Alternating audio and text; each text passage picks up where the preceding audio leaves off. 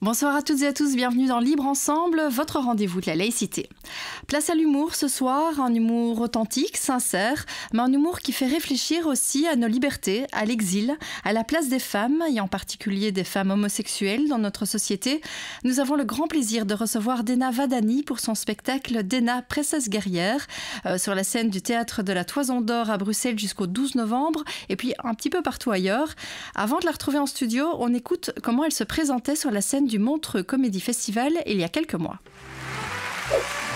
Bonsoir à tous, je m'appelle Dena et je suis iranienne. Alors je ne sais pas si vous connaissez les femmes iraniennes, mais elles font partie des plus belles femmes au monde. Moi on me dit que je ressemble à Béa, l'infirmière dans la série H.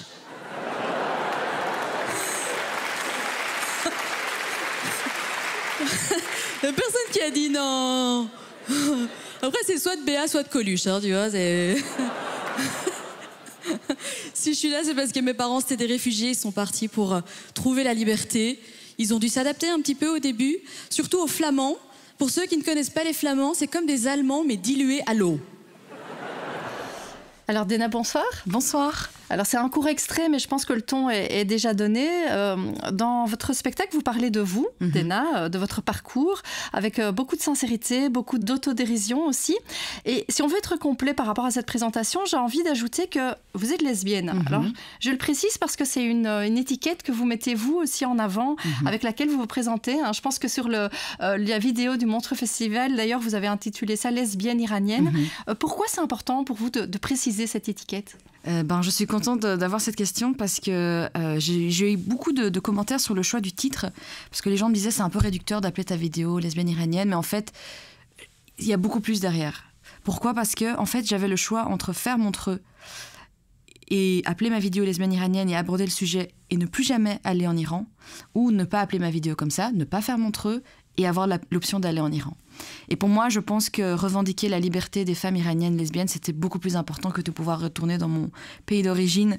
Et donc, c'était un chapitre très intense dans ma vie de me dire, écoutez, au public, voilà, nous existons, nous sommes là, il y a des femmes iraniennes lesbiennes qui existent. En Iran, c'est interdit. Je choisis de le dire. Et en même temps, ça veut dire aussi que je choisis de ne plus retourner dans l'Iran actuel. Je pourrais retourner dans un Iran qui aura peut-être changé de visage, mais en tout cas dans l'Iran actuel qui condamne aujourd'hui les femmes lesbiennes, qui condamne même à mort. Je pense que récemment, il y a eu une condamnation à mort. Absolument. Il faut savoir qu'il y a encore quelques mois, il n'y avait jamais eu de condamnation à mort de femmes lesbiennes en Iran. C'était toujours, d'ailleurs, je faisais un sketch dessus où je disais que elles étaient un peu mieux protégées que les hommes homosexuels. Et puis d'un coup, le décor iranien est venu vraiment se tendre et ils sont venus vraiment condamner à mort deux femmes. Je pense qu'elles vivent encore en prison, mais pour moi c'était une période très très sombre.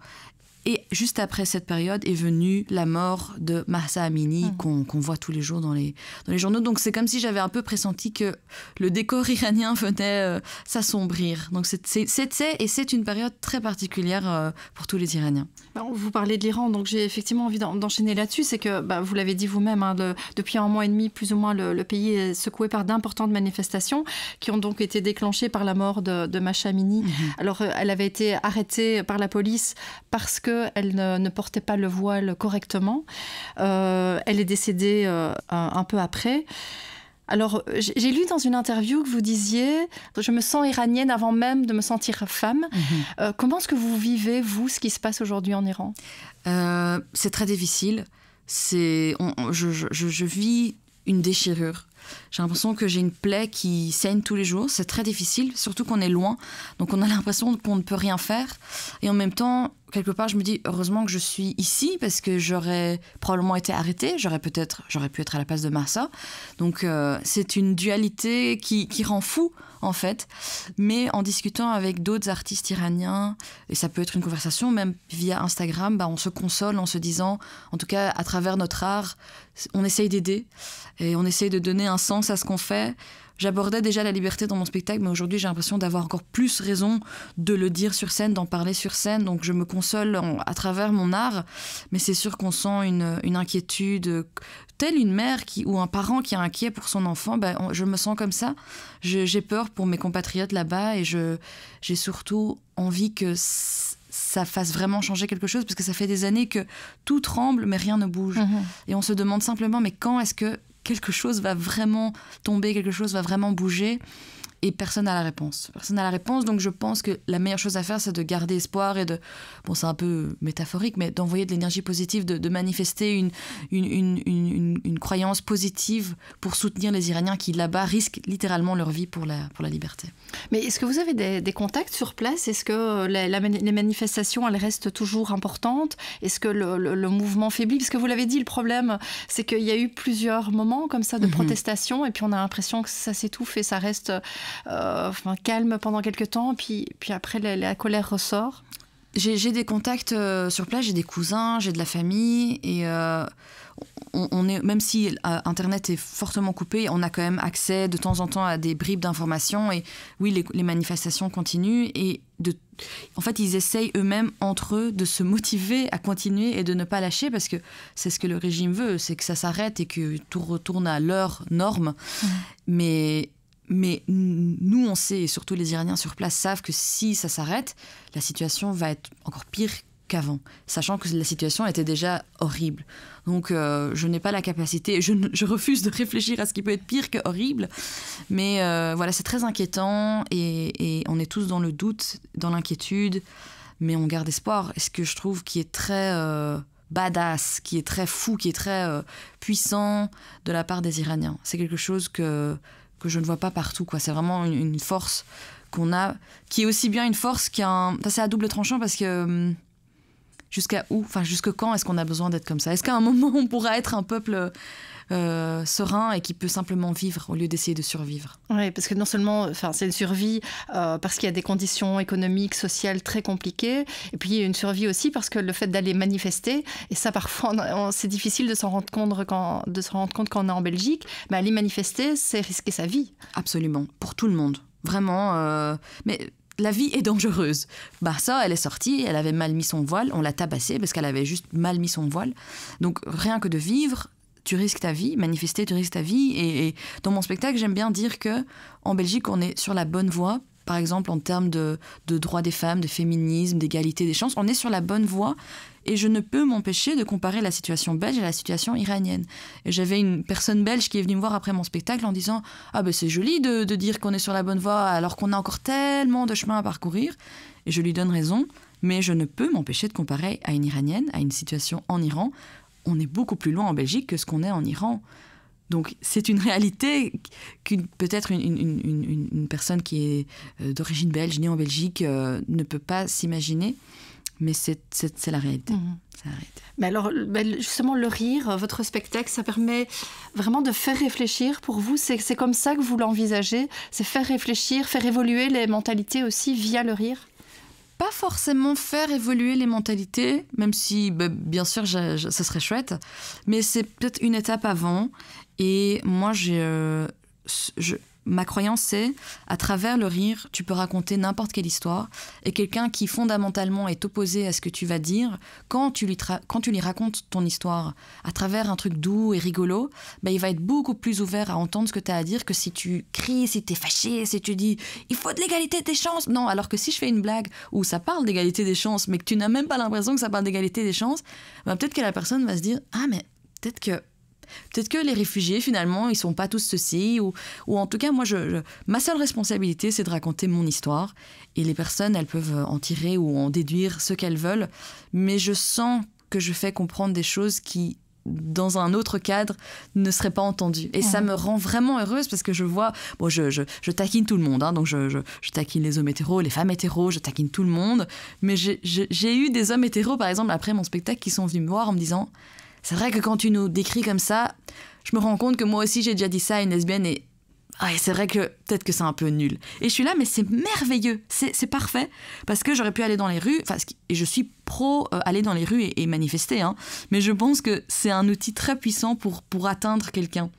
Parce que c'est une petite graine qui petit à petit va évoluer dans et je pense que c'est de l'anti-confrontation parce que la personne déjà elle est là dans mon spectacle. Est-ce que c'est sa sœur ou sa femme qui l'a amenée? Je ne sais pas, mais donc il y a déjà une ouverture d'esprit, le fait de vouloir être là.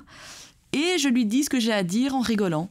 Et donc ça me rend heureuse. C'est un pont qui est vraiment bien stable et bien fonctionnel. Alors, l'Iran, vous en parlez dans votre spectacle, donc ce pays que vos parents ont quitté en 1986 pour trouver la liberté et vous la donner. Je reprends vos mots. Je propose qu'on écoute un extrait où vous en parlez, où on voit que vous avez grandi entre ces deux cultures. On écoute. Je suis très très contente et reconnaissante d'être née en Europe, en Belgique, où je suis libre, parce que ma mère venait d'une famille très très stricte. Elle ne pouvait pas faire d'études. Mon grand-père lui disait « Les études, c'est pour les putes ». Ma mère était là, mais je rêve d'être psychologue. Pour les putes. Journaliste. Pour les putes. Vous faites quoi, vous, dans la vie, mademoiselle? Étudiante. Pour les putes. Et je trouve ça dingue que mon grand-père lui disait ça, parce que lui, il avait la belle vie. Il était marié à 2 femmes, polygame, c'est autorisé, que pour les hommes, bien évidemment. Les 2 femmes avaient chacune 10 enfants. Les 10 enfants avaient 10 enfants. Donc 1/8 de l'Iran, c'est ma famille. Yeah. Mon grand-père, c'est Gengis Khan. Personnage dans Tekken 3. Après, j'ai suivi les conseils de ma mère, bien évidemment. J'ai fait des études. À l'UNIF, j'ai fait sciences biomédicales. J'ai trouvé ça trop facile. J'ai fait médecine. J'ai trouvé ça trop difficile. J'ai arrêté. Finalement, j'étais diplômée en art. Ma mère, elle s'est dit, ma fille, ça va être une pute. Tout ça pour terminer dans le stand-up. Et quand tu demandes à ma mère, votre fille, elle fait quoi? Elle dit, ma fille, elle est clown. Pouit, pouit, pouit, pouit, pouit.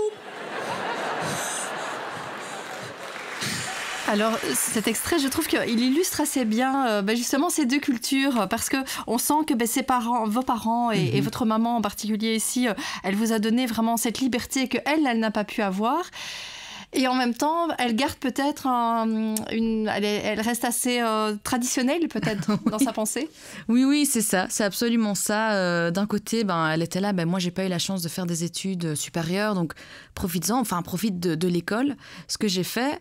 Mais après, j'ai décidé de faire un parcours un peu space, et elle était, j'ai l'impression, pas prête mentalement à ça. Mais ma mère retombe tout le temps sur, on va dire, son réflexe, c'est la liberté. Et donc elle se dit, j'ai pas fui l'Iran pour que ma fille, je l'oblige à faire des études de médecine. Donc, même si je ne comprends pas vers où elle va, je vais la laisser libre. Donc oui, il y a vraiment... En fait, son moteur, ça a toujours été la liberté. Donc même si elle était face à un truc qui est différent, mon changement de parcours, mon homosexualité, elle s'est toujours dit...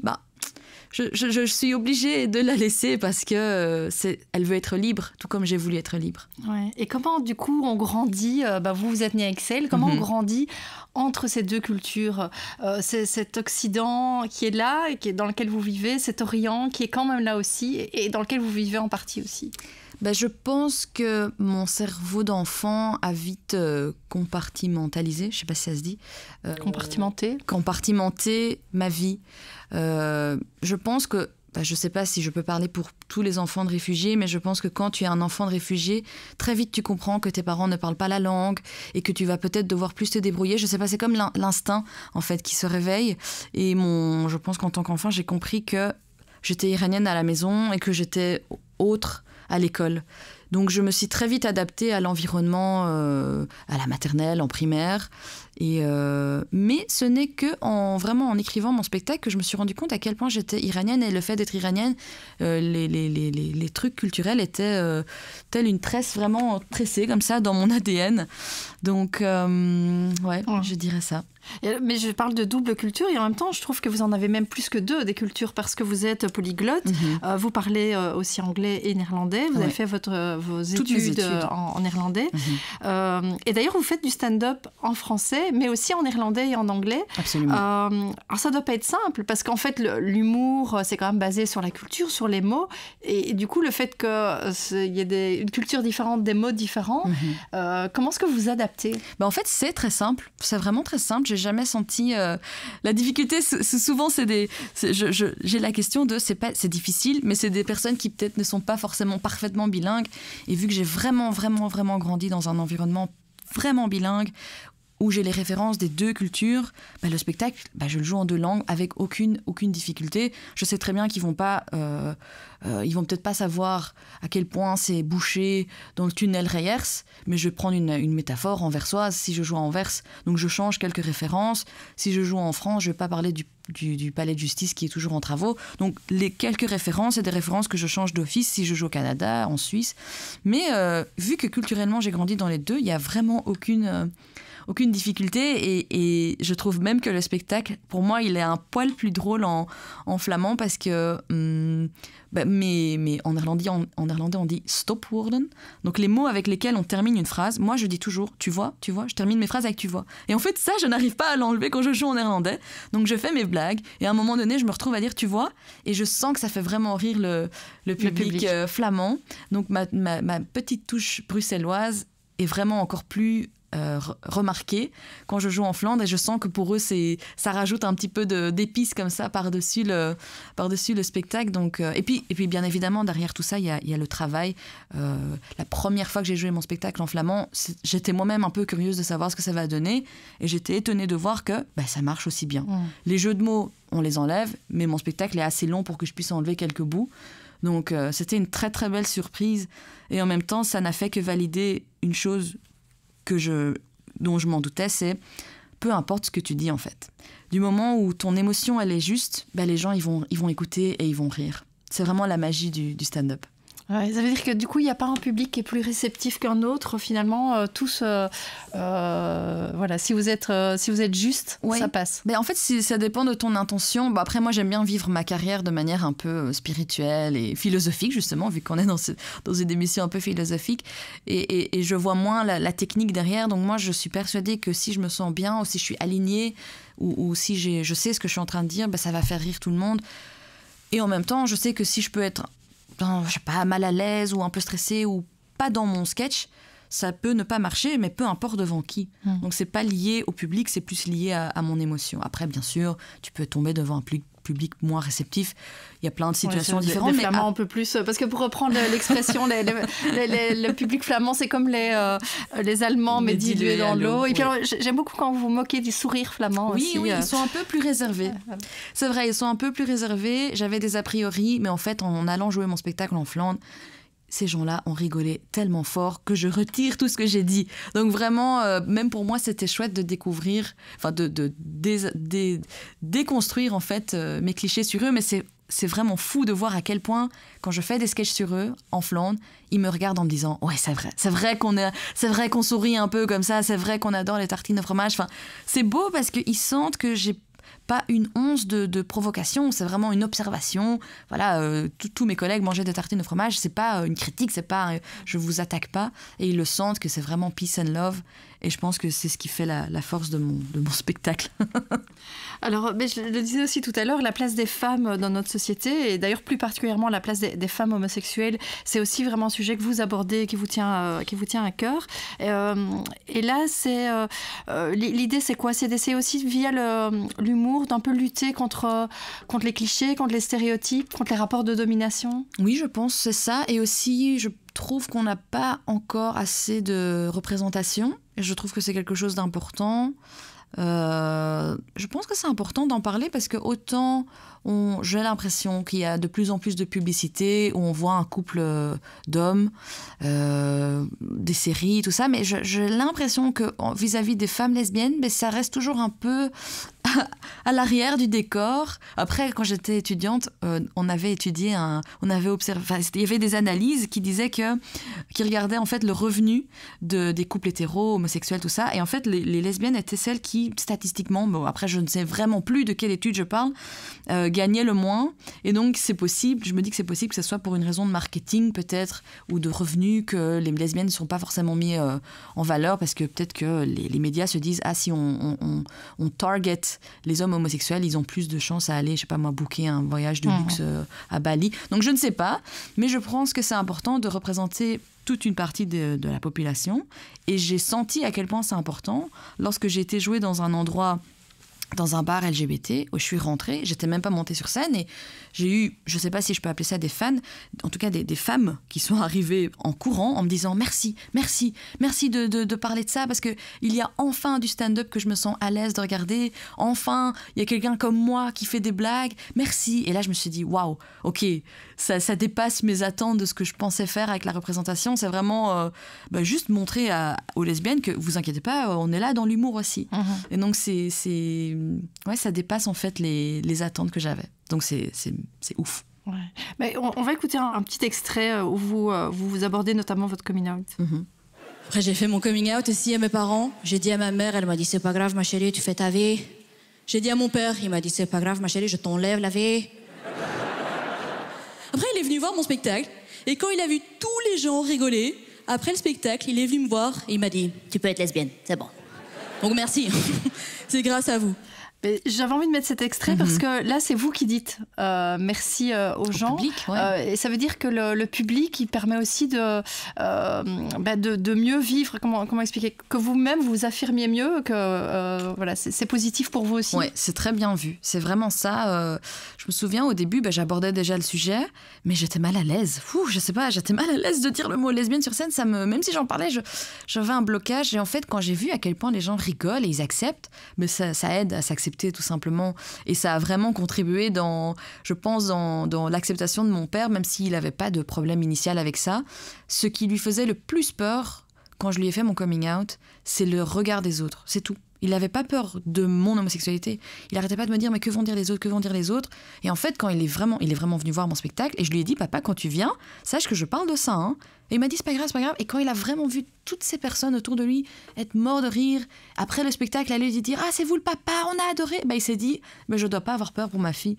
Donc j'avais besoin de dire merci sur la scène de Montreux à toutes ces personnes parce que quand tu rigoles avec ma blague, c'est que tu es quelque part un peu d'accord. Et donc, c'est une validation et c'est créer plus de tolérance vis-à-vis des personnes lesbiennes. Déna, votre spectacle, il s'intitule Déna, princesse guerrière. Ça veut dire quoi? Que vous menez quand même une guerre contre quoi? Contre qui? Je pense que, bien évidemment, le mot guerrière, il y a le mot guerre dedans, mais moi, je le vois plus comme une rébellion plutôt qu'une guerre. Je le vois plus comme une révolution ou une évolution qu'un truc violent. Je n'ai pas trouvé de mots qui voulaient dire... princesse rebelle, ça faisait un peu nul. Et puis dans Princesse guerrière, il y a une référence à Xena la guerrière, qui est un peu le côté LGBT. Force de caractère et LGBT. Mais c'est un peu dommage que dans guerrière, il y ait le mot guerre, mais c'est vraiment plus pour... pas pour une guerre, mais pour une bataille. Mais après, on peut dire que c'est un peu la même chose, mais c'est plus une... En fait, pour moi, c'est une référence aux femmes iraniennes qui ne peuvent qu'être autres qu'être des guerrières, parce que dans l'environnement dans lequel elles vivent en Iran, c'est dur d'être juste une princesse. Tu as besoin de te protéger, tu as besoin d'avoir tes armures pour pouvoir survivre. Donc c'est pour ça. Ça veut dire que même si vous êtes seule sur scène, vous êtes un peu le porte-voix de cette femme. Je n'oserais pas dire ça, mais c'est sûr que je pense que c'est comme parler des lesbiennes, c'est devenu quelque chose de plus grand que moi. Je pense que oui, par exemple, j'ai eu un moment qui m'a vraiment, vraiment fort émue dans ma carrière. Même en parlant maintenant, j'ai des frissons. J'ai joué mon spectacle à Avignon un soir et en sortant de la salle, j'ai un collègue qui me dit « Déna, il y a une personne qui veut vraiment te voir. » Et je m'approche d'elle et elle avait arraché mon poster des murs d'Avignon. Et elle tremblait, elle était émue. Et c'était une jeune fille, je pense, de 20 ans, qui m'a dit « Moi aussi, je suis iranienne. Moi aussi, je suis lesbienne. » Et elle tremblait, elle pleurait. Elle était « Est-ce que je peux avoir une signature? Est-ce que je peux avoir une photo ?» Et en fait, j'avais envie de pleurer avec elle parce que j'étais là « Mais mon Dieu, qu'est-ce que je suis en train de faire ?» Enfin, dans le positif. Et elle m'a dit « Tous mes amis m'ont envoyé des vidéos de toi. Tout le monde me parle de toi. Merci, merci. Je suis en train de me dire peut-être que je devrais faire mon coming out à mon père, mais je suis pas sûre qu'il accepte comme ton père. » Et enfin, c'était super beau d'avoir cette conversation. Enfin, j'ai vraiment eu des moments assez ouf dans ma carrière où j'ai un ami qui a ramené toute sa famille à mon spectacle et il m'a envoyé un message par après en disant « Ma sœur a fait son coming out après ton spectacle. » Et ma mère, vu qu'elle venait de voir ton spectacle, elle s'est dit « Je ne peux pas dire autre que félicitations, bravo d'avoir fait ton coming out et vis ta vie. J'étais là, mais waouh, c'est incroyable. Quel effet un Quel spectacle, un simple entre guillemets spectacle exactement. peut avoir. Mais ce n'est pas mon but, Enfin, si les gens ont envie de venir à mon spectacle pour faire leur coming out après, oui, venez. Mais c'est pas pour ça que j'ai écrit ce spectacle. Moi, c'était vraiment juste pour parler de ma vie et d'expliquer qui je suis. Donc c'est vraiment phénoménal. J'ai pas d'autre mot que de dire phénoménal de voir ce que ça engendre. Et en même temps, parce que là on voit que ça a touché des catégories particulières, on va dire, de la population, mais je trouve qu'il y a un côté très universel. Enfin, c'est une ode à la liberté, et la liberté, c'est universel. C'est vraiment ça. Merci vraiment, Vinciane, pour vos questions, parce que je suis contente de voir que c'est visible, que tous ces aspects-là sont visibles dans mon spectacle, parce que j'ai déjà eu des Flamands de Bruxelles qui sont venus voir mon spectacle au Kings of Comedy Club avant, et qui étaient en pleurs, et qui me disaient « On n'est même pas fille de réfugiés, mais l'histoire de ta maman, elle est magnifique et on a compris ce que c'est d'être enfant de réfugiés. » Et j'étais là, mais waouh, c'est ouf que des Flamandes, j'ai déjà eu des Albanais, des Grecs, des Congolais qui sont venus me dire on s'est retrouvés dans l'histoire de ta mère, mais aussi un homme célibataire, jamais marié, de 60 ans, qui était en pleurs, belge, né en Belgique, de parents belges, vraiment un profil qui est très loin du mien, qui m'a dit « Je me sens transcendée. » Je suis là, mais c'est magnifique. Et en fait, quand j'ai écrit mon spectacle, j'ai pensé à Marjane Satrapi, bien évidemment, l'auteure de Persépolis, qui a eu un impact énorme dans ma vie, parce qu'elle m'a consolée vis-à-vis de mes origines, en fait, qui elle-même citait Tolstoï, qui disait « Si tu veux parler au monde, parle de ton village ».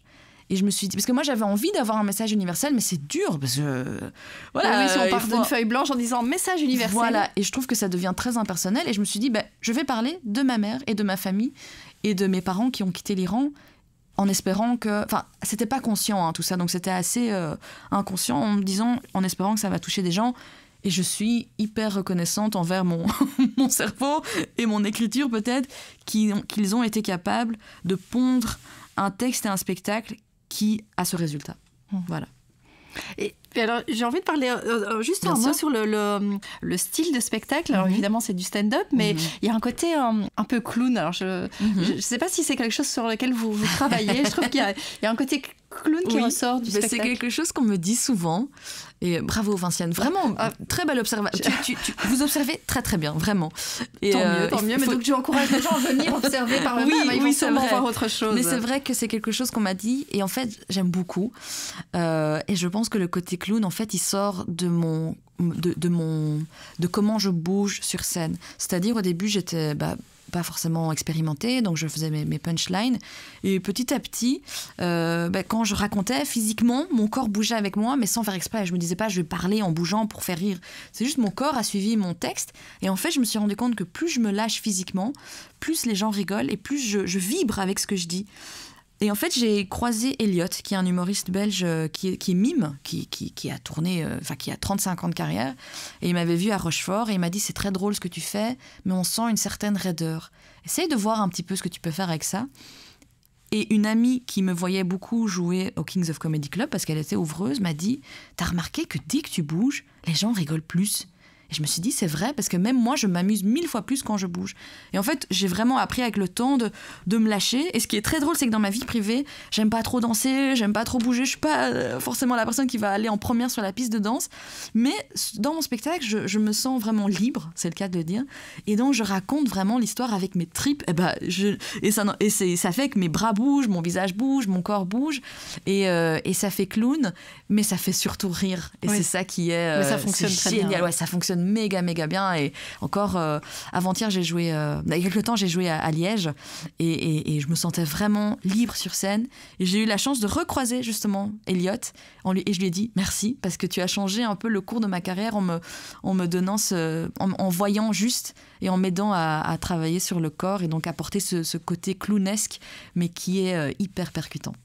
En tout cas, je le disais, on encourage tout le monde vraiment à aller voir votre spectacle. Donc, Déna, princesse guerrière, c'est au Théâtre de la Toison d'Or à Bruxelles jusqu'au 12 novembre. Absolument. Et puis après, il y a d'autres dates. Il y aura d'autres dates. Il y a une date à Paris le 7 décembre, si jamais il y a des gens qui seront à Paris. Le 8 décembre. Aussi, Charleroi, le 8 décembre. Donc, puis j'aurai des dates, j'ai des dates en Flandre. Tout est à retrouver sur ma page Instagram, Déna Diva. Déna Diva. Je pense que voilà, pour quelqu'un qui... Alors, je reprends vraiment la description du spectacle. C'est un pied à Bruxelles, un pied en Flandre, le cœur en Iran, les yeux sous les gibes des filles. Tout à fait. Ça vous décrit bien. Donc, merci beaucoup, Déna, et merci à vous de nous avoir suivis. Belle soirée à tous.